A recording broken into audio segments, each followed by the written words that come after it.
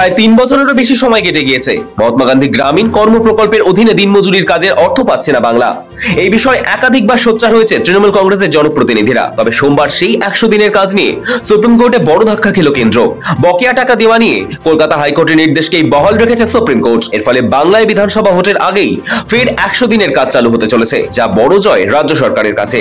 আর এরপরেই বিজেপি সরকারকে সোশ্যাল মিডিয়ায় তীব্র কটাক্ষ ছুড়েছিলেন অভিষেক বন্দ্যোপাধ্যায়, যাকে বহিরাগত বাংলা বিরোধী জমিদারদের পরাজয় বলে দাবি করলেন তৃণমূলের সর্বভারতীয় সাধারণ সম্পাদক অভিষেক বন্দ্যোপাধ্যায়।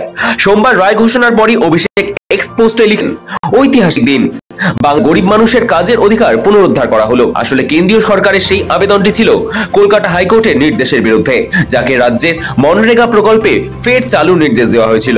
সুপ্রিম কোর্টের রায়ে সেই নির্দেশ বহাল থাকায় অভিষেকের ভাষায় এটি দিল্লির ঔদ্ধত্য ও অন্যায়ের বিরুদ্ধে বাংলার মানুষের জয়। অভিষেক বলছেন, যখন রাজনৈতিকভাবে হারাতে পারেনি তখন বিজেপি বঞ্চনাকে অস্ত্র করেছিল, বাংলার গরিব মানুষের মজুরি কেড়ে নিয়ে আর্থিক অবরোধ জারি করেছিল। তিনি আরো বলেন, রাজ্য সরকার প্রতিশ্রুতি দিয়েছিল প্রতিটি টাকার, প্রতিটি শ্রমিকের, প্রতিটি নীরব কণ্ঠের ন্যায় ফিরিয়ে আনা হবে। সেই প্রতিশ্রুতিরই জয় হলো। এদিকে সুপ্রিম কোর্টের নির্দেশ প্রকাশ্যে আসার পরও বকেয়া টাকা প্রসঙ্গে বাংলার শাসক দলকে তোপ দাগতে ছাড়েনি পদ্ম শিবির। কোন সময় টাকা পাবে, কোন সময় টাকা পাবে না, তার হিসেব তুলে ধরেছেন বিজেপি নেতারা। একসময় যারা দিল্লির দরবারে বাংলাকে টাকা না দেওয়ার দাবি জানিয়েছিলেন, তারাই বলছেন শুধু প্রকৃত বঞ্চিতরা টাকা পাক।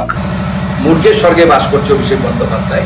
হয়তো পড়েও দেখেননি উনি হাইকোর্টের রায়টা পড়ে দেখতে বলুন। এবং আমরা চাইলে যে কোর্ট যেটা বলে দিয়েছে না, যে রেগুলেট, এতে এমন অনেক কিছু করা যায়। অভিষেক বন্দ্যোপাধ্যায়ের ট্যাপু করার ব্যবস্থা হয়ে যায়, ট্যাপু করার জায়গায় পরিষ্কার বলা আছে। মমতা বন্দ্যোপাধ্যায় এবং তার দলবল যে চিৎকার করছিলেন, আমাদের এত কোটি টাকা বাকি আছে, এত কোটি টাকা বাকি আছে, এই হাইকোর্টের রায় কোর্ট পুরো এই দাবিকে নস্যাৎ করে দিয়ে বলেছিল, তখন আগস্ট মাসের আগে ছিল, যে আগস্ট মাস থেকে এই এমজিএনআরইজিএস এর কাজ শুরু হবে, তার টাকা কেন্দ্র সরকার দেবে। আগের কোনো বকেয়া পেন্ডিং এখন দিতে হবে না, কারণ যে বকেয়ার দাবি করা হচ্ছে সেই বকেয়া উপযুক্ত জায়গায় পৌঁছবে। কেন্দ্র সরকারের দাবিকে কলকাতা হাইকোর্ট প্রতি পদে সমর্থন করেছে।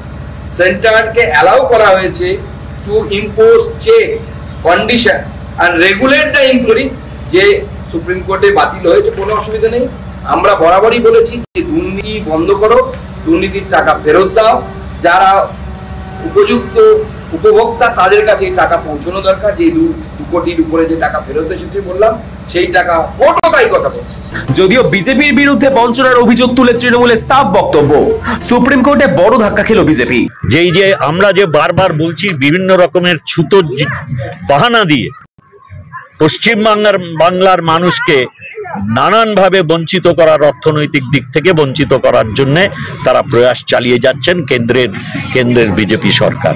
তা আজকে প্রতিহত হলো। সর্বোচ্চ ন্যায়ালয় প্রমাণ করে দিলেন যে এই ছুতো তাদের কাছে গ্রাহ্য হচ্ছে না। আমি ধন্যবাদ জানাই আমাদের মুখ্যমন্ত্রী মমতা বন্দ্যোপাধ্যায়, যে লড়াই, বঞ্চনার বিরুদ্ধে লড়াই, বাংলার মানুষের অধিকারের লড়াই, সেই লড়াই উনি ছেড়ে দেননি। তাই আজকের জয় বাংলার মানুষের জয়, বাংলার নেত্রী মমতা বন্দ্যোপাধ্যায়ের জয়। যে বঞ্চনা বাংলার মানুষের উপরে করছে প্রত্যেকটা ক্ষেত্রে, তার বিরুদ্ধে লড়াই। এবং হাইকোর্ট বলার পরে তারা সুপ্রিম কোর্টে গেছে। সুপ্রিম কোর্টও বলল, না, অন্যায়, মোদী সরকার তুমি যা করছো অন্যায়। গরিব মানুষের পেটে লাথি মারাটা রাজনীতি নয়, রাজনৈতিক স্বার্থে তোমরা এই কাজ করছো। যেহেতু তোমাদের 200 পার হয়ে গেছে, যে বাংলার মানুষের প্রতি যে বঞ্চনা, তার রায় আমরা পেয়েছি। বাংলার মানুষের থাপ্পড় খেলো কেন্দ্রের বিজেপি সরকার। 100 দিনের টাকা, এটা অধিকার। গরিব মানুষ কাজ করেছেন, 3 বছরের বেশি সময় ধরে ঘুরিয়েছে। উত্তরপ্রদেশ হচ্ছে তালিকায় প্রথম, তাকে আপনারা সব টাকা দিলেন। মন্ত্রীর ছেলে দুর্নীতি করে ধরা পড়লো 100 দিনের কাজে গুজরাটে, তাকে আপনারা টাকা দিলেন। আর পশ্চিমবঙ্গে এত মানুষ কাজ করলেন, তাদের টাকা দিলেন না। মমতা বন্দ্যোপাধ্যায় ধর্ণা দিয়েছেন, চিঠি লিখেছেন, আন্দোলন করেছেন।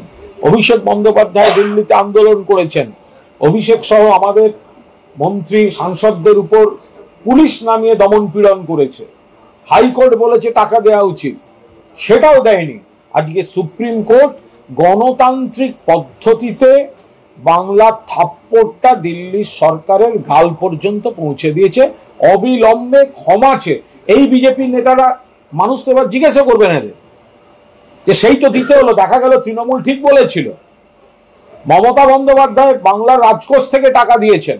সোমবার 100 দিনের কাজ প্রকল্প নিয়ে কেন্দ্রের আবেদনে শেষ পর্যন্ত হস্তক্ষেপ করেনি সুপ্রিম কোর্ট। বিচারপতি বিক্রম নাথ ও বিচারপতি সন্দীপ মেহতার ডিভিশন বেঞ্চ কেন্দ্রের আবেদনের শুনানিতে সাফ জানায়, কেন্দ্র কি নিজেরাই আবেদন তুলে নেবে নাকি সুপ্রিম কোর্ট তা খারিজ করে দেবে। শেষ পর্যন্ত আদালত মামলাটি খারিজ করে দেয়। ফলে কার্যত হাইকোর্টের নির্দেশই বহাল থাকলো।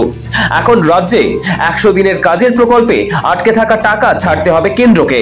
3 বছরের বেশি সময় পর ফের শুরু হতে চলেছে এই কর্মসংস্থান প্রকল্প। ব্যুরো রিপোর্ট, সময় কলকাতা।